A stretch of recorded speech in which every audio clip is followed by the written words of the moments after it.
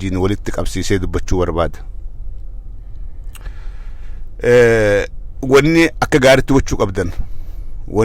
gochuu qabdan ummanni addunyaa tanarra jiraatu amantii fedhe haa hordofu, karaa fedhe haa deemu.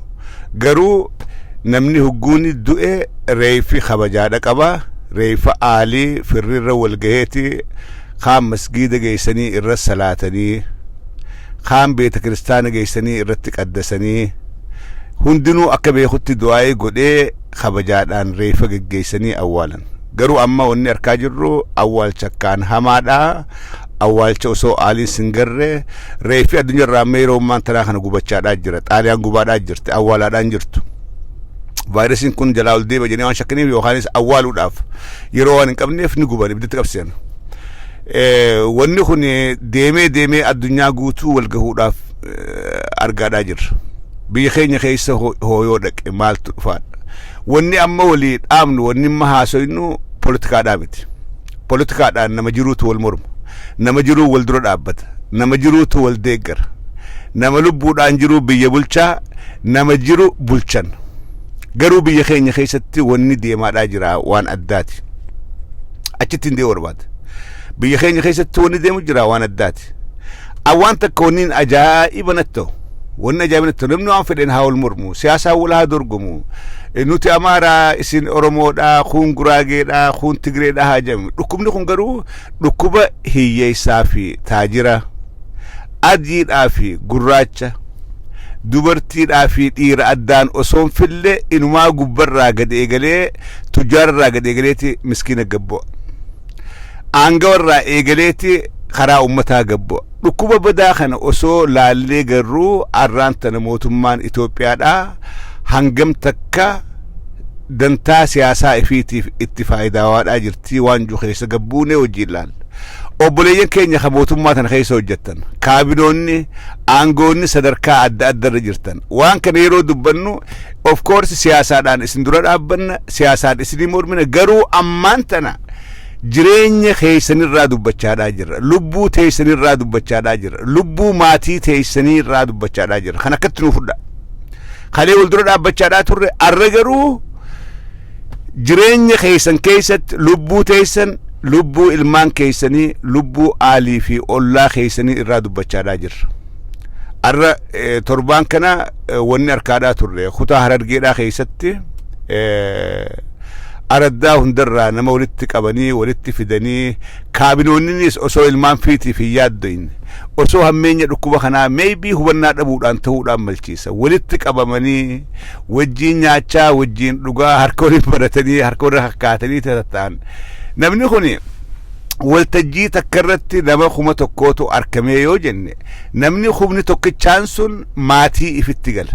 maatiin isaanii aalii ollaadhaa wajjii wal keessa bobbaati wal keessa deeman namni tokko ka waltajjii takka irratti argame nam meeqa galaafachuu danda'a asirraa chilaallee beekuun hedduu laafaadha. Ani yoo dhugumatti obboleen keenya kan biltsiginnaa faarsanii biltsiginnaadhaa wajjiin dalagan dhukkuba kana hubannaa dhabuudhaan waan kana hunda godhaadhaa jiran akka maatii fi galaafachaa jiran akka ummata fi qe'ee fi galaafachaa jiran itti barbaada. Yoo ammoo mootummaan beekaadhaa ummata naannoo tokkorratti xiyyeeffattee fixuudhaaf waan kana kan godhaa jirtu taate hayyee kaabinoonni Harargee keessaa ummata dirqiidhaan araddaa hundarraa walitti qabu kuni maatii ifiitiif yaadanii shakkii malee waan takka wanniin beeku garaan ifi maatii ifi namaan duursu garaan keessan ilmaan keessan hin duursu jeetiin amana. Garaa keessan guutachuun maallaqa argachuun yookaan mindaa argachuun yookaan durgoo argachuun ilmaan keessan dhabuudhaan waliin madaalu. Arra garuu wanni isin godhaadhaa jirtan mootummaan fedhe dirqama fedhe isinitti haa kennu. Mootummaan waan fedhe isin haa jiru. Gaafa ummata keessa walitti qabdanii hoola xiqqaa addaraasha xiqqaa tokko keessa wal geessanii qalattanii wajjiin nyaattanii wajjiin dhugdanii addaan kaatan isin keessaa eenyuutu dhukkuba kanaan faalamee jiraa hin beeytan. Anamma dhukkuba kana qabaachuu baadhu if hin beeku. hangan gartee mallattoon isaan irratti mul'atu hangaan qufoo yookaan haxxifadhu yookaanis laydaan na qabduu dhukkuba kana niin qabaa an ifirratti hin beeku isin warri walitti qabame sunis akkanuma dhukkuba kana ni qabdanii eenyu qabaa eenyutu hin qabne addaan hin beeytan so osoo beeytaniiti ifillee galaafattanii ilmaan keessan kan itti galtanillee galaafattanii ilmaan nagaan mana taa'u ollaa keessan kan itti deebitanillee galaafachaadhaa jirtanii jechuudha akkasi duubadha mootummaan Dr. Abiy hogganu mootummaan biltsiginnaadha koronaa vaayirasiin kun akkumaan amma dura je'etti isaan siyaasaadhaaf itti faayidaawwadhaa jiran ummataan firraa qaqqabuudhaaf meebii maasii filmaanni waan dhihaatee filmaata kana hambisanii aangorra turuudhaaf waan kana itti faayidaawwadhaa jiran jarri biltsiginnaadha eega waan kana beeyne bar jarrummaan biltsiginnaa kunu yooni ummanni oromoodhaa kun jiraate ummata kana bulchanii yoo ummanni hin jiraanne lafan bulchitanii maaltu isin jala deema maal bulchitan eenyu isin dhaga waan kana addaan hin huban dubbiin dhugaadhaa dubbiin lafa jirtu akka ammaan tana arkaa jirrutti naannoon Amaaraa waltajjii bifa fedheetu kaansel gootee jirti waltajjii bifa fedhee waltajjii paartiitis waltajjii politikaadhaa waltajjii daansiidhaa tadhiichisaa waa hundaa'u naannoon Amaaraa firraa kaansel gootee naannoo Amaaraa keessatti eega dhukkubni kun dhufee waltajjii gosa takkallee ta godhamtu hin garre naannoon Tigraay akkuma dhukkubni kun dhufetti karaa hundatti firraa biloog gootee nama magaalaa guddittirraa karaa Maqalee deemu ifittin galchan ifirraa laalan malee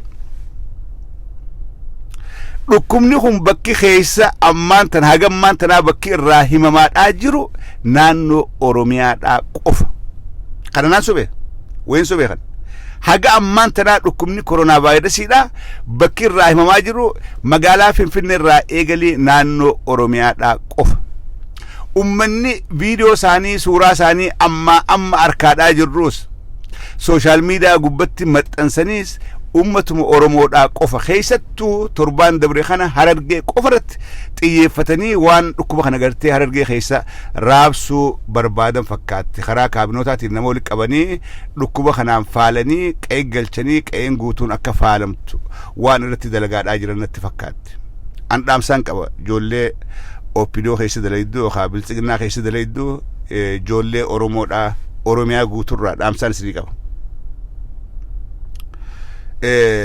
siyaasaan ni dabarti aangoonis ni dabarti guyyaan arraa kunis dabree guyyaa biraa dhufa lubbuun teessanis dabarteeti ilmaan keessaniitu itti aanee dhaaluudhaaf ta'a bakka keessan kana bu'uudhaaf ta'a namni ilmaan wanni dhalee guddisuuf akka bakka tiyyanaa bu'u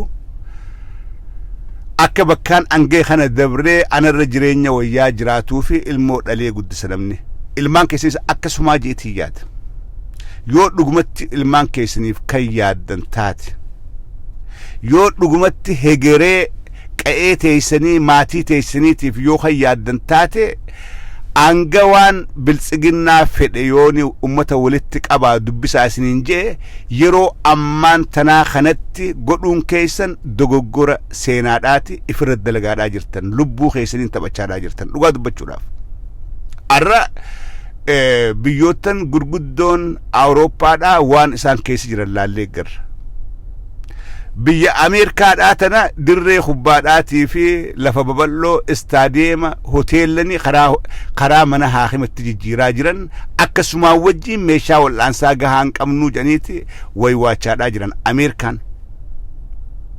Ameerikaan dhukkuba kasawaatteeti namni manaan bahinaa mana taa'aa waan barbaaddannuutu manatti isinii godhaatii manaanutti hin bahinaa jettee waywaachaadhaa jirti biyyootan Awurooppaadhaa akkas Kanadaan ollaa teenyaatuun daangaa ifii cufteeti ummataan manaan bahinaa naatu manatti nyaata isinii fida gargaarsa anaa isinii godhetteeti waywaachaadhaa magaalaa guutuu shaddaa'uun goote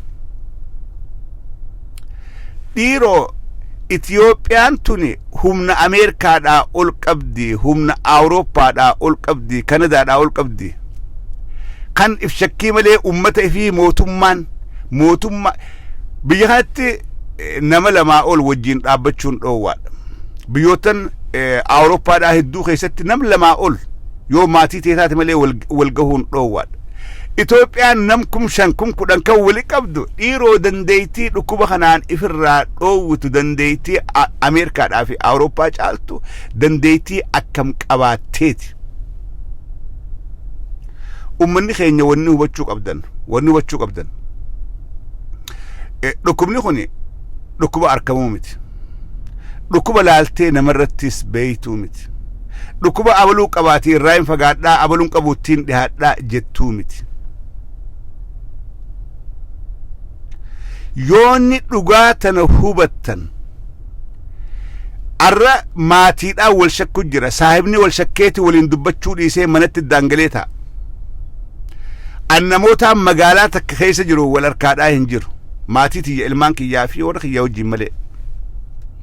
Dalagaa silaa barbaadnu dhaabneeti mana taa'aadhaa jirra. Maaliif dhukkuba kana sodaadhaaf? Kani yoo dhukkubsannellee mana haakimaa bareedaa seennee bilaashitti wal dhaanamuu dandeenyu beekadha. Kana qabadha. Yoo dhukkubsadde mana haakimaa seenee bilaashitti mana haakimaa bareedaa wal dhaansa bareedaa kaniinniin harkadhaa beekuun lubbuu tiyyaa caala lubbuu maatii tiyyaa caala maaliif hin deemee dhukkuba kana fuudhee maatii galchee maatiidhaan galaafadhaa wajjin taa'u wayyaadhaaf namni Ameerikaa jiru hundinuu qeetti mana galee taa'aadhaa jira. Ummanni keenya ummanni Oromoodhaa waan kana osooni oduun tun hundi addunyaarra deemaa jirtu osoo addunyaan guutuun shoorarkaawadhaa jirtu mootummaan Abiy Ahmed ummata kana wali qabuun ummata kanarratti jenosaayidii labsurraa addaa miti. Kana akkas hubadha. Jenosaayidii ummata kanarratti labsurraa namni arra walgahii koottaa wali qabamaa je'ee si yaame nama si ajjeeseen tasuma addaa miti. Nama si ajjeeseen addaa miti. Paartii politikaa tan feeti deeggare feetan bilchiqinnaa deeggara san siyaasa irratti waliin mormina. Feetan waan feetan cinaa dhaabbadha achira waliin mormina. Garuu jireenya lubbuudha irratti nu hundinuu wal deeggaruudha qabna. Warri bilchiqinnaa keessa dalagu akka du'an hin barbaadu. Ilmaan Oromoodhaati akka du'a isaanii hin fedhu. Yoo jiraatanii maatii ifii guddifatan maatii isaanii keessaa nama bu'aa qabuutu bahaa jeetii namana. Yooni akkas taate arraan tana ummata kana walitti qabuun yeroo addunyaan akkatti ifeeydu keessatti ummata kana walitti qabuun ummata kana jenosaaydiidhaaf saaxiluudha. Karaa Harargeetiin gaddeebi'a. Karaa Harargeedhaa. Harargeen waan takkaa siyaachise obleekija. Waan isin hundinuu beekuu qabdan. Abiy Ahmed Harargetti hijaa hamtuudha qaba. Hijaa hamtuu eessarraa kaate walgahii galma calanqoo magaalaa Adareedhaa isaa fi Lammaa Magarsaadhaa ummata dubbisuudhaaf dhaqan irratti manguddoon Harargeedhaa Abiy Ahmedii fi Lammaa Magarsaadhaa qaanesteeti xiqqeessitee baaraga keessa hanga inni hijibutti haga inni hijibee iskoortaa jechuun gommaa shanaffaadhaati yookaan tirfii gommaa makiinatti kaattee deemtuun je'ee hanga hijibutti manguddoon Harargeedhaa ulamaayin dura dhaabbattee salphifti. Waan san Uudii Muusaatii fi OMN'n waraabaniiti Oromiyaa guutuudhaaf OMN'n dabarsan. Oromoo guutuu dhage. Xiqqeenyi Abiyyii fi Lammaa Harargee keessatti mudate sun gurra Oromoo hundaa jira, ija Oromoo hundaatu arga. Xiqqeenya san Abiyyii fi Lammaan hijaa qabataniiti Harargee irraa deeman. Waan kana waliif sheer godha. Waan biraatiin walitti hidhuu barbaada. Xiqqeenya salphina Abiy Ahmed fi Lammaa Magarsaadhaa galma calanqoo keessatti Adareetti mudate san Oromoon hundi dhageesse jirti. Abiy fi Lammaan ummanni Harargeedhaa nu xiqqeesse, nu salphise, mootummaa yookaan humna mootummaa tan nuti qabnu tuffate ummata duratti huccuun irraa saaqe ummata kana nutis xiqqeessuudha qabnaa irra walii galaniiti halkanii guyyaa Harargee belleessuudhaaf istirateejii adda addaa baasaadhaa oolanii bulan. Kana sammuu qabadhaa waan kana seenaadhaaf kaadhaa haasawaan ammaan tana haasoo kana. Amma dura 1991 Harargee waa wal fakkaataa mudattee turte. Waa wal fakkaataa akka tasaa waraanni bilisummaa Oromoodhaa baay'inaan bakki lolli keessatti deemaadhaa ture 190 Harargee keessa ture. Kuni waanin an qaamaan keessa jiru. Waanin seenaa dhagee namni naa himee miti. 190 waraanni bilisummaa Oromoodhaa bakki keessaa lolaa ture, bakki keessa maadheffatee lolaa ture Harargee keessa ture. Waraanni TPLF amata 17 kan dargiidhaa wal lole caalaa bakkitti wareegamee bakkitti dhumate bakkitti lafarraa haxaawamee yoo jiraatte Harargee keessa mataarraa gad deebise Harargee baddaa fi gammoojjii Harargeedhaa tarree fi waraana TPLF keessa hin jirre takka illee hin jirtu. Waan kana sammuun naa qabadha. Keep in mind. Gaafa san duuba Mallas Zeenaawiidhaa maal je 17 ዓመት ተዋግተን በደርግ ያላጣነውን ጀግኖች ሐረርጌ ውስጥ በአንድ ዓመት ውስጥ አጣን ጄት ያሴ ፓርላማ ጉባታ ኤቲ አመኩደ ቶርባ ደርጊድ አወል ዶይን ኸይሰቲ ሁምነን ደብን ጄይኖተን ደብን ሐረርጌ ኸይሰቲ አመት ተኮ ኸይሰቲ ደምኔ ጄት ያሴ ዳውስ ትሩ ዱጋድ ሐረርጌ ኸይሰቲ lubbuun wayyaanedha hinafne hidhangalaate osoo laallee garruutu namni akka uudatti ol tuulame reefi isaanii waan kanaaf lafti Harargeedhaa ragaadha. Duuba achirraa ka'aniiti Mallas Zeenaawiidha Harargee akka isiin jilbeeffattu akka isiin cabxu amata 27 guutuu Harargeen akka ol hin kaane godhan. Ekonomiidhaan cabsan hayyuu isii keessaa hidhan keessaa ajjeesan kun baqateeti rabbi nabaasii biyyarraa bahe qotee bulaa keenya akka inni beelawee buqqa'ee qe'eesarraa Oromeerra baqataa ta'ee raabsamu wanni mudee hijaa Mallas Zeenaawiidhaatii fi TPLF 1990 takkaa 92 nu qabatanii fi ummanni Harargeedhaa ama 27 safartaadhaa ture. Waan kana seenaadhaa haadha seef godhaa. Ama 27 TPLF hijaa addaati Oromoo keessaa Harargee irratti qabaachaadhaa turte. Maaliif lubbuu goottan siidhaa tan Harargee keessa baate. Dhiiga nama siidhaa akka galaanatti Harargee keessa gannaqameef. Reeffa siidhaa haddikee lafa Harargee ta'ee hafeef hijaa qabattee ummata kana cabsuun qaba. Ummata kana akka isaan ijaan banan ummanni kun jeeyna ummanni kun ummata loltuudha. Ummata kana maaliin cabsaa jetteeti amata 27 guutuu magaalaan Dirree Dhawaadhaa tan dur namni itti baqatu arraan tana namni irraa baqata. Dirree Dhawaa dur namni itti baqata. namni dhaqeeti irraa tujjaaree irraa dalagatee Ayisuuzuu irraa bitatee makiinaa qixqixi irraa bitee irraa deema ture. Garuu ammaan tana Dirree Dhawaa namni irraa baqachaadhaa jira. Maaliif kotorbaandiin achiin seentu hashawwaan maarree jedhanii namni dur gabbee harka qullaa waan barcaa dalagatee galuun sun ni hafte. Namni Dirree Dhawaadhaa ni beela. Rakkoon dhaalame.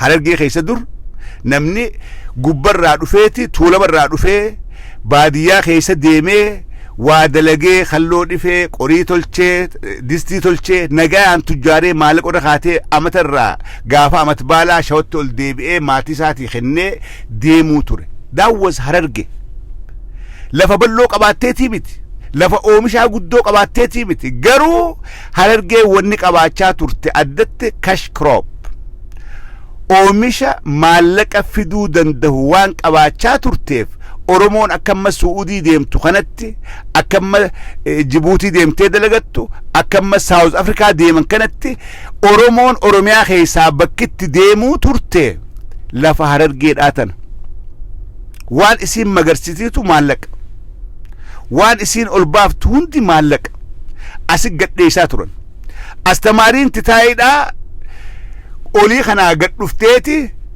suutuma chit dalagattee walirra kaattee suuqii banattee maal jettee amal lamatti makiinaa bitatteeti ganda figgalti dhugaan jiru Harargee keessa warrin beeyne Harargee before TPLF osoonni jarri TPLF kun hin dhufin Harargeen lafatti dheeysan turte lafa dhaqanii itti taajiran turte lafa dhaqanii itti carraaqatan turte TPLF booda garuu akkuma laallee garuu kana I don't need to explain ibsuun feesu ammaan tan ijoolleen amma lafa haatan maybe waan kana beekuu dhabuudhaan malchiisa duuba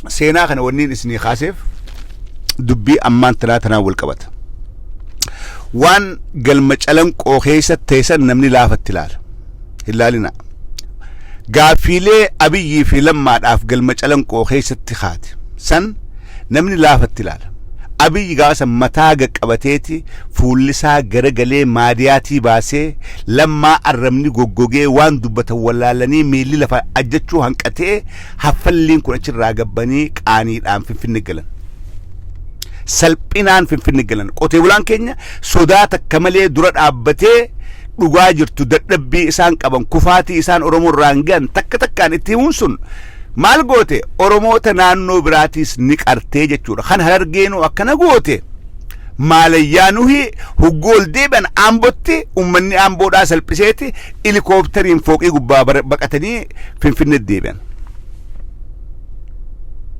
hijaasan kafalachuudhaaf Abiy Ahmad arraantana koronaa vaayirasii kana Harargeedhaan galaafachuudhaaf deema caffee raammis maal je'eenaan ja'a caffee raammis kijibaan maal je'eenaan ja'a koronaa vaayirasii arran gartan give it 2 weeks give it a month koronaa vaayirasiin ka Xaaliyaan akkas godhee jilbiiffachiisee Prime Minister as ba'ee boohee waaniin godhun qabuu kana booda gartee yoo rabbummaan nuu dirmate malee jeessan Harargee akka inni godhuudhaaf taa'u haasoo caffee raammis kana ol kaadhaa dhageeffadhaa buleen kiyya naannoon biraa hundi firraa dhaabdee jirti OPDO'n naannoo biraa aaqila jara keenya